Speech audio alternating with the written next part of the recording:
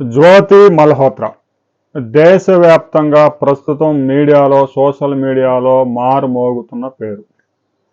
ఎవరి ప్రతివత అని మీ అందరికీ అనుమానం రావచ్చు.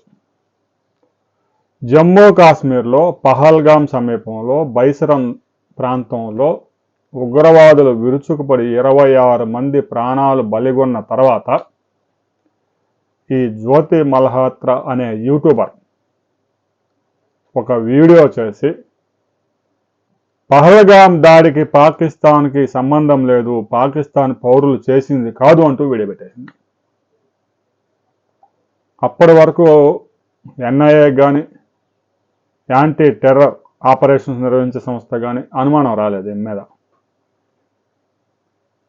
పాకిస్తాన్ ఐఎస్ఐ ఏజెంట్లతో కలిసి గూఢచర్యానికి పాల్పడి భారతదేశంలో వీడియోలు చేస్తున్నట్టు నటించి కీలక ప్రాంతాల్లో వీడియోలు చేసి ఆ సమాచారం మొత్తాన్ని వాట్సాప్ ద్వారా ఇంటర్నెట్ ద్వారా పాకిస్తాన్లోని ఐఎస్ఐ ఏజెంట్లకు చేరవేసింది.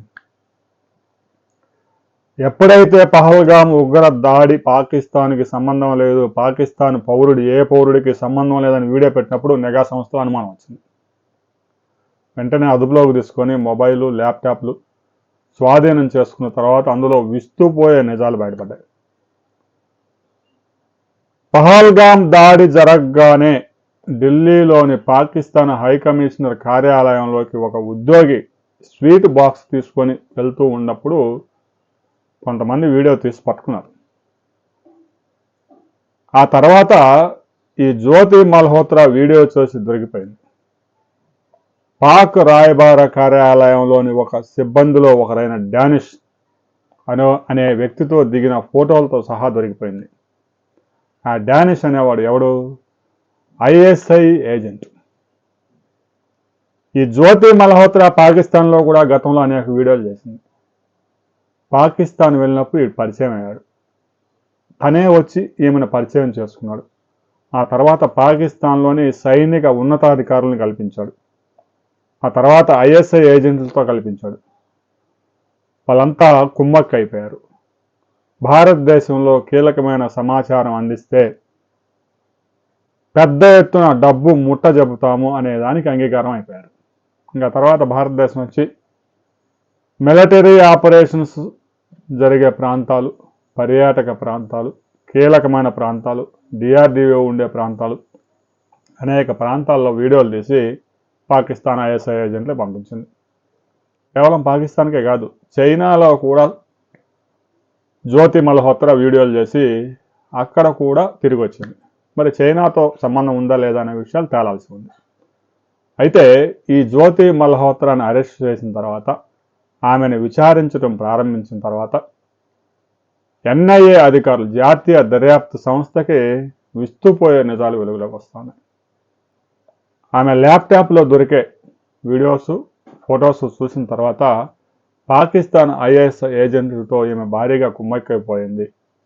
పహల్గామ్ దాడికి 3 నెలల ముందే ఆమె అక్కడ పర్యటించి అక్కడ వీడియో చేసి ఇక్కడ భద్రత లేదు, మిలిటరీ వాళ్ళు లేదు, సైనికులు కూడా లేరు, ఇక్కడ మీరు దాడి చేసుకోవచ్చు అనే సమాచారాన్ని పాకిస్తాన్కి అందించినట్టు కూడా తెలుస్తోంది.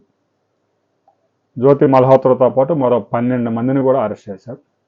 ఉత్తరప్రదేశ్లో ఒక వ్యాపారిగా నటిస్తూ వ్యాపారం చేస్తూ పాకిస్తాన్ ఐఎస్ఐకి నేరుగా సమాచారం పంపిస్తున్న వ్యక్తిని కూడా అదుపులోకి తీసుకున్నారు.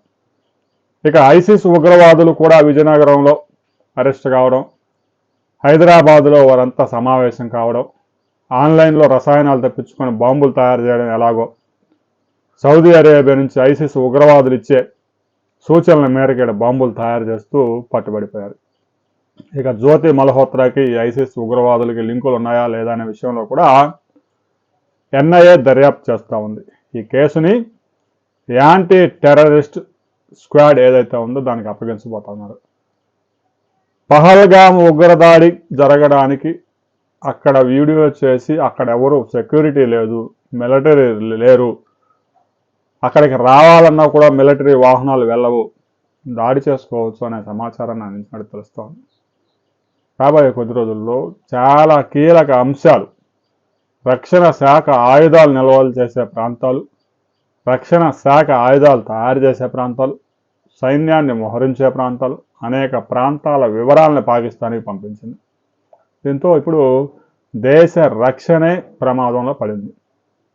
ఈ హర్యానాకు చెందిన జ్యోతి మల్హోత్రాని రాబోయే 2-3 రోజుల్లో ఎన్ఐఏతో పాటు యాంటీ టెర్రరిస్ట్ స్క్వాడ్ కూడా విచారించబోతా ఉంది. విచారించిన తర్వాత మరికొన్ని విషయాలు కూడా వెలుగులోకి వస్తాయి. అన్ని విషయాలు వెలుగులోకి వచ్చిన తర్వాత మనం మరో వీడియోలో తెలుసుకుందాం.